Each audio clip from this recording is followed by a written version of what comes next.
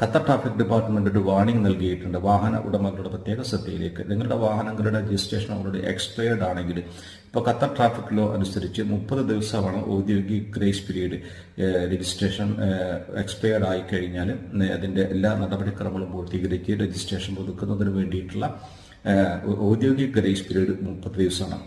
ഇപ്പോൾ already registration expired ആയിട്ടുള്ള ആളുകൾ, അത് ഔദ്യോഗിക ഗ്രേസ് പീരീഡും കഴിഞ്ഞ് 30 ദിവസവും കഴിഞ്ഞ് വീണ്ടും രജിസ്ട്രേഷൻ പുതുക്കാത്ത ആളുകളുണ്ടെങ്കിൽ പ്രത്യേകം ശ്രദ്ധിക്കുക. ജൂലൈ 27 മുതൽ 30 ദിവസത്തെ ഒരു ഔദ്യോഗിക ഗ്രേസ് പീരീഡ് വീണ്ടും നൽകിയിട്ടുണ്ട്. ഈ 30 ദിവസത്തിനുള്ളിൽ നിങ്ങളുടെ ഈ രജിസ്ട്രേഷൻ പുതുക്കുന്നതിന് വേണ്ടിയിട്ടുള്ള ഗ്രേസ് പീരീഡ് നടപടിക്രമങ്ങൾ പൂർത്തീകരിച്ച് രജിസ്ട്രേഷൻ പുതുക്കാത്ത ആളുകൾക്ക് വീണ്ടും കൂടുതൽ നിയമ നടപടികൾ നേരിടേണ്ടി വരും. അതുകൊണ്ട് പ്രത്യേകം ശ്രദ്ധിക്കുക. ഖത്തർ ട്രാഫിക് ഡിപ്പാർട്ട്മെന്റിന്റെ ഈ ഒരു വാർണിംഗ് ജൂലൈ 27 മുതലാണ് ഗ്രേസ് പീരീഡ്. 30 ദിവസത്തെ ഗ്രേസ് പീരീഡ് എല്ലാ ആളുകൾക്കൊന്ന് ഷെയർ ചെയ്ത് കൊടുത്തോളൂ. Okay, thank you.